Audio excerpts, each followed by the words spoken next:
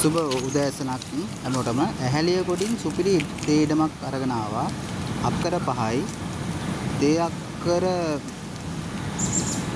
5යි. තේ කිලෝ 8000ක පමණ කැඩෙනවා. සේවකයන් 12ක් පමණ ඉන්නවා. දැන්ට නේවාසික ගෙවල් 3යි.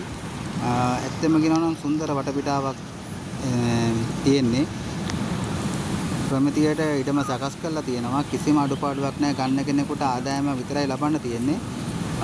ඒ තරමට ඉඩම සකස් කරලා තියෙනවා. හරියාකාරව ලස්සන්ට අපේ ලස්සන නවත්තු කරලා තියෙන හොඳම ඉඩම. ගලක්වත් නැහැ. මොකද ඒ ගල් පවා ඉඩම හදනකොට ඒ ගල් පවා අයින් කරලා තියෙනවා. ඒවෙන් බඩිපෙල් වගේ දාලා තියෙනවා. ලස්සන්ට මේවා ඉතින් ඒ තරමටම ක්වොලිටියටම තියෙනවා ඉතින්. ගන්න කෙනෙකුට ඉතින් කිසිම අඩුවක් කියන්නේ නැහැ. ආදායම් ගන්න විතරයි මේ තියෙන ගල් දාපු ඒ බඩිපෙල්. මේ සේරම ඊටම තියෙන සම්පූර්ණ ගල් වලින් තමයි මේ පඩිය දාලා තියෙන්නේ. ඉතින් මේ